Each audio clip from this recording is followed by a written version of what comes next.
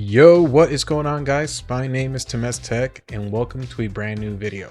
I hope you guys had a good weekend. I know I did. I had a pretty nice anniversary dinner with my wife, so that was pretty cool. What wasn't cool was the battles that I did on Friday night before before finishing up the week of Go Battle League. I will be showcasing some of the wins we got. I did put in a few losses as well, but just know that it was mostly losses with this team. I believe we went 10 and 15 or like 9 and 16. I don't know. It was really bad. I did have fun in the wins we got, but man, do I believe in the algorithm after today. Oh my god, what a tragic set of events we had. Let's go ahead and get into these battles, but just to summarize it real quick, we got a Tentacruel in the lead, Shadow Tentacruel, because I want it to be a little bit spicy. I'm running it with Poison Sting just because I feel like Poison Sting does give me a little bit more pacing, and if I am too slow, then I feel like I'm gonna suffer more. We have Floragato as the safe swap. Not really very good with what we saw, unfortunately, but oh well, we gotta win some, you gotta lose some. And Gligar in the back honestly did pretty decent. It did get a little bit RPS here and there, but Gligar is just such a decent typing that it's a little bit hard to get rid of unless you have like a really hard water answer or an ice type, of course. But yeah, let's get into these battles. And for our first lead and battle of the day, we're going to see a Galarian Weezing. Honestly, not a terrible lead. We do pretty decent here, and we do resist Sludge and Overheat if that's what they have. They bring in Malamar, and I want to bank a little bit of energy before pivoting into my Floragato. I know I can guarantee win this matchup no matter what. So I'm going to go for the Chilling Water first, just because these Psy Waves are doing quite a bit of damage. And then I'm just going to look to get the knockout with a Trailblaze. I don't want to take a third foul play here because then that does give my opponent the chance to flip switch advantage, and Gligar doesn't really have a lot of fast move pressure against that Weezing, so landing digs and air releases is going to be a little bit difficult for us. So if I could just get this knockout, that'd be good. I'm still going to force the Weezing to throw energy anyways. I know they don't want to be debuffed regardless, so they are going to throw energy here, and they don't have too much energy on them.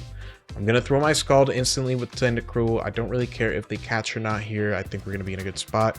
And they just let it land, which is really good for us because that is a lot of damage. My opponent has Pangoro in the back, and I see my win con here. I'm going to bank this Scald and just bring in Gligar. Thankfully, the Fury Cutters are neutral here, so thanks to Pangoro's dark typing, we're able to do neutral damage here. I know I'm never going to shield the first Night Slash. You got to be careful with those. Remember that they can boost and just run away with the game. But yeah, we get the first shield with Aerial Ace. Gligar's new pacing is pretty atrocious. 12, 11, 11 to Aerial Aces with Fury Cutters is absolutely abysmally awful. Weezing comes in, and I know that this can't really be an overheat. I tank the Sludge, bank the energy, and now we just bring in Tentacruel. My opponent can let this go if they want, but I don't think Pangoro is going to get to enough moves to outpace our Gligar. We are one Fury Cutter away from an Aerial Ace, and Pangoro has to come out of this matchup with triple Night Slash, which it literally cannot do. He does have to throw one more Karate Chop to get to the back-to-back, even if he's at 100 energy, so thankfully we are going to be able to take this game. A little bit close, not gonna lie. We had pretty favorable alignment throughout the entire game, and we still barely won. But I guess once again I will take it. On to the next battle here. We got Tentacruel into Charizard. What looks to be a decent lead gets kind of crumbled down by the fact that this Air Cutter is about to do half of my freaking HP bar. Look at this. Oh my god, dude, what the frick is that? I have a pretty good Tentacruel too. My opponent brings in Zapdos, which is kind of crazy, so I'm going to force a shield with Scald and bring in my Gligar. I'm kind of just trying to sack my Gligar at this point. I don't really want it against that Charizard because my pacing is really bad, and I know Floragato can still do some work. So I'm going to throw the dig here. It is single resisted, it's not double resisted, so it's going to do a lot more damage than an Aerial Ace would. And at this point, I think I'm just going to let my Gligar go. I'm going to go for a crazy farm down with Floragato, and if that Charizard wants to come back in, be my guest. I mean, I'm going to be able to practically one-shot with a Chilling Water. So my opponent throws the Drill Peck right as we get the Chilling Water. They bring in Charizard, and once again, I'm just going to throw this instantly. I don't want to let this Charizard put in more work than it should into my team. Chilling Water barely doesn't knock out, but we do get one more Fairy Wind in, so that's pretty decent for us. My opponent is thinking probably just burning the Twitch timer here, and they bring in Ferrothorn. This is a little bit tricky. If I bring in Tentacruel, I'm going to get knocked out by a Power Whip, and I don't really have a lot of energy on that thing, if any. So what I'm going to do here is just play a battle of attrition. I have a lot of energy on Floragato. If I can throw out all these 78 Chilling Waters that I have, then maybe we can have a chance here. Ferrothorn is going to be extremely debuffed here. So they are going to have to pivot out, right? And if they pivot out, maybe we can farm all the way down. I do lag a turn on entry here, which kind of throws off my timing. So I decide I'm just never going to throw. And thankfully my opponent tries to catch, which is amazing. We do go over 100 energy there, which is a little bit inefficient, but it's not really going to matter. We're going to be able to bait with the Scald here and then get the knockout with the Sludge Wave. I don't know if Scald would have knocked out from here. I feel like it probably would have anyways. So the bait might have not been necessary. But regardless, we do take that knockout and we're able to take that game. Pretty decent stuff right there. A little bit scary, not gonna lie. All right, another Charizard in the lead. If it's Ember, we're in a good spot. If it's Dragon Breath, it's a little bit tricky. My opponent brings in an Aegislash, which is kind of scary. I don't really know what to do against this Pokemon. I can bring in Gligar, but Fury Cutters are going to practically heal this thing. And Dig is not really going to do, you know, enough damage while they're in non-shield form. Now that Aegislash can actually back-to-back with Gyro Ball, this Pokemon is actually a lot more threatening than it's ever been. So a little bit scary here. I think I'm just going to let my Gligar go here. I might not really get knocked out by a Shadow Ball, but let's see. My opponent actually baits with the Gyro Ball, which definitely doesn't knock out. But they are just going to throw back-to-back here. I make a little bit of a misplay here shielding. It's pretty obvious that my opponent is trying to save their Aegislash by going back into shield form. And that's going to come back to bite me. I stay in with Gligar into the Charizard. I figure that they're not going to throw quite yet, but they actually just instantly throw here, which is pretty bad for us. Now we bring in Tentacruel, and I'm hoping they don't Blast Burn. They just Air Cutter, because that's my win con. And they do Air Cutter, which is pretty good for us. Now I can just full send this Scald. But this Charizard, I mean, it still has a shield to hide behind. So I'm just going to bring in Floragato here. I'm probably going to have to shield a Blast Burn here. But I have a lot of work to do.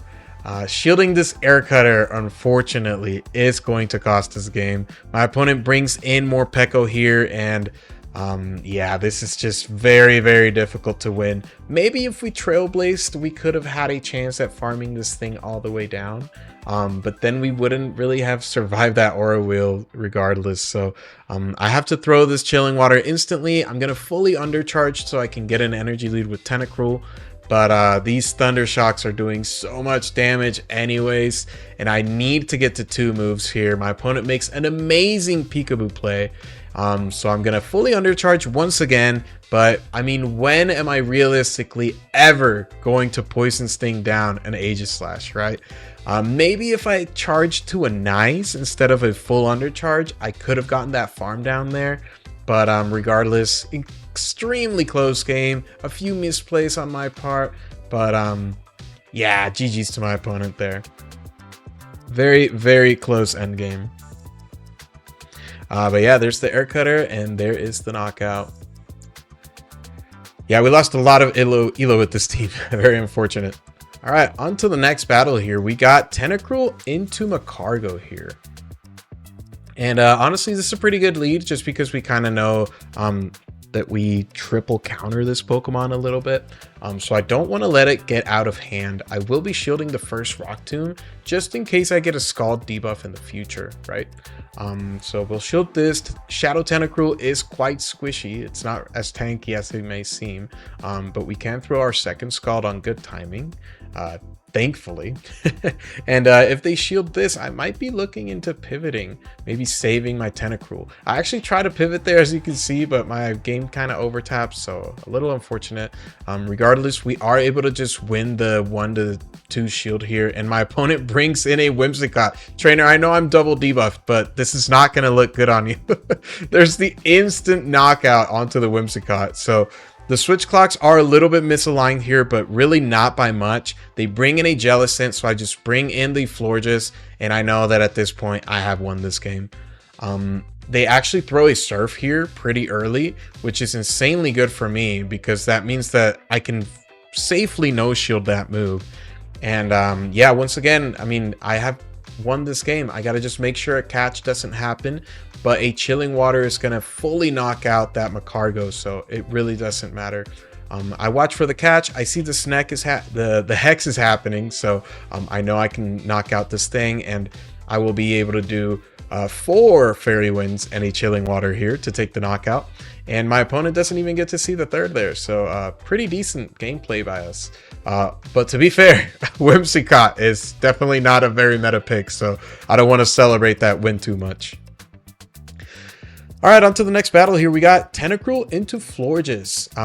What looks to be a good matchup gets kind of derailed by the outpacing, right?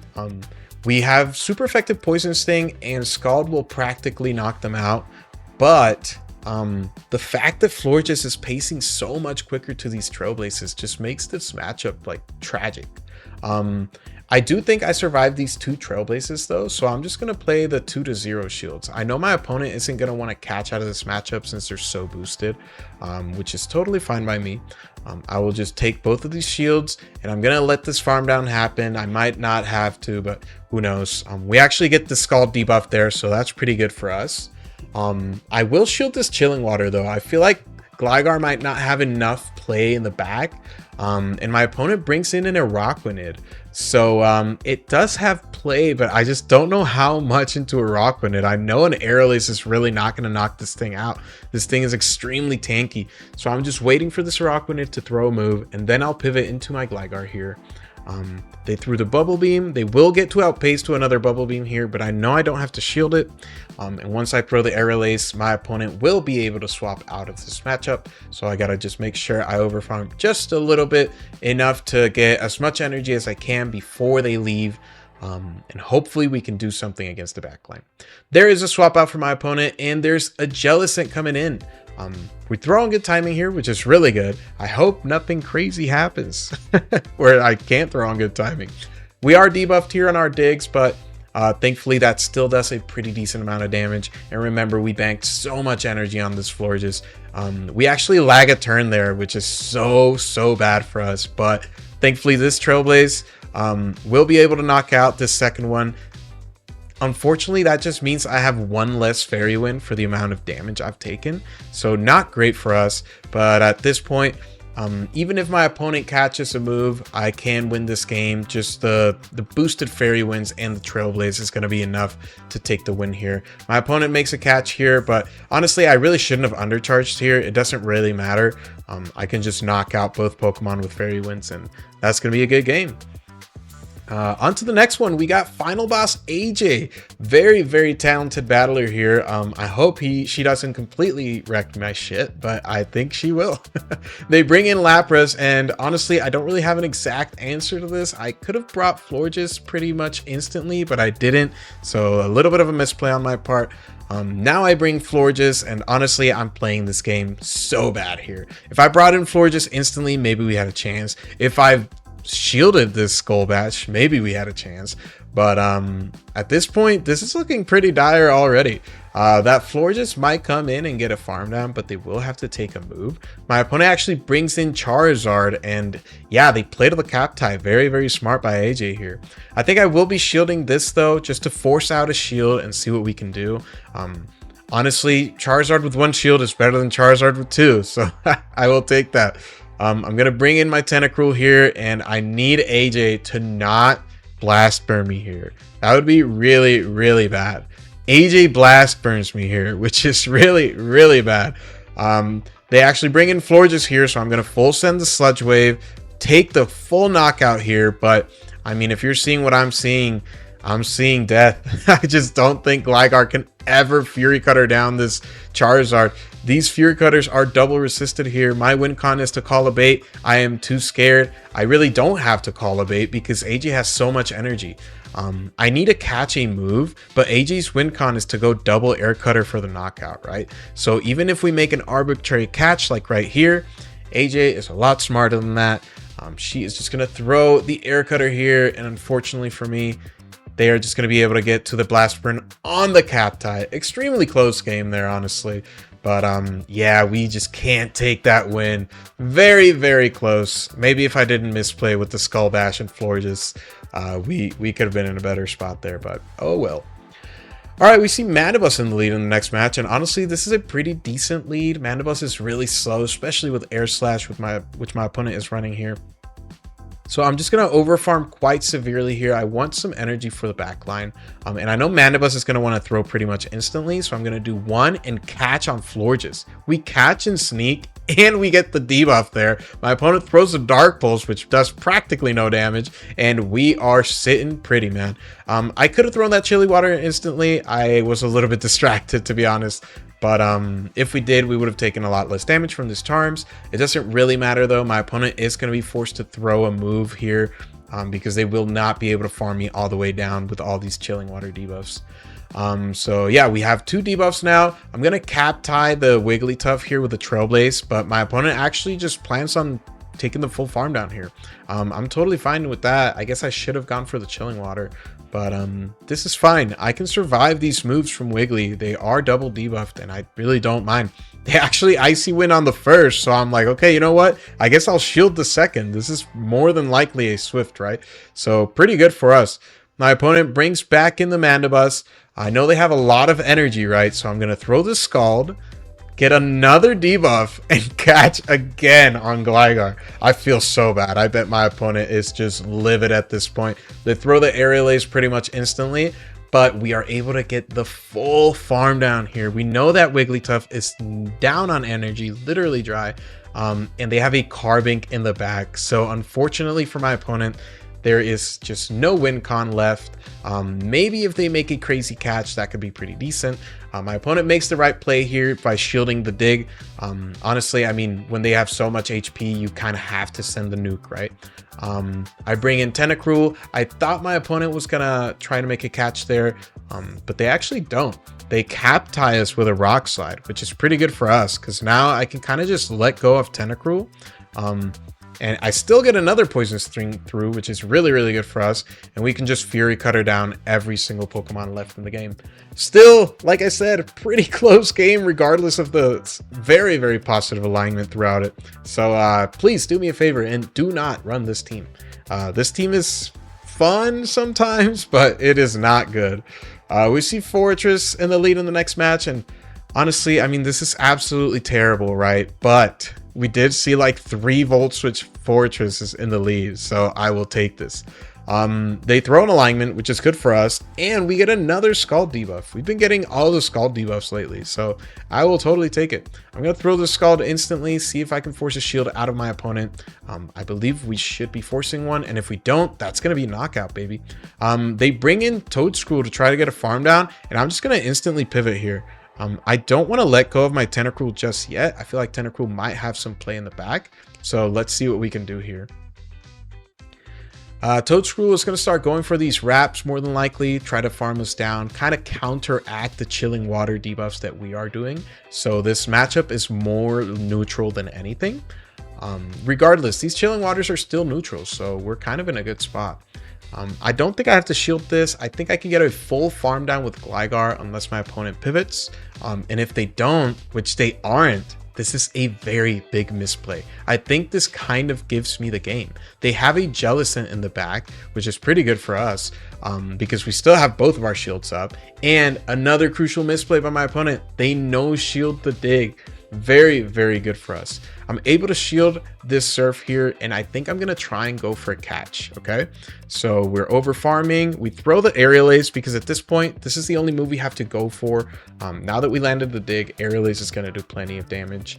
And I try to make a catch here. It doesn't work out, but my opponent throws energy super early. They actually even throw a Shadow Ball, which is really, really good for us because at this point, it means that we can outpace this Jellicent to double Aerial Ace. I try to throw on good timing here, but unfortunately, once again, the game lags me out and I cannot throw on good timing. Thankfully for us though, we were one Fury Cutter away here, so we will be able to win the cap tie and take the game. But oh my god, dude, this was just frustratingly close. GG's to my opponent there. All right, and that will be the last game of the day. So I genuinely do hope you guys enjoyed this video. I know it was a little bit more slow paced, kind of more relaxed battles. Honestly, you have to try to enjoy the battles as much as you can in this day and age, because these metas are absolutely crazy, dude. But if you did enjoy these battles, please make sure to leave a like down below. Maybe leave me a comment. Let me know what you thought about them. I'm coming up with a pretty decent video for tomorrow. We actually did insanely good today in the Go Battle League. So yeah, if you want to check me out on my other social medias, please feel free to check the link down in the description below. You will find all of my social media there: Twitch, YouTube, TikTok, Twitter, all of that stuff, if you want to keep up with what's going on. But yeah, regardless of that, thank you guys so much for watching once again, and I will see you guys in the next video. Peace.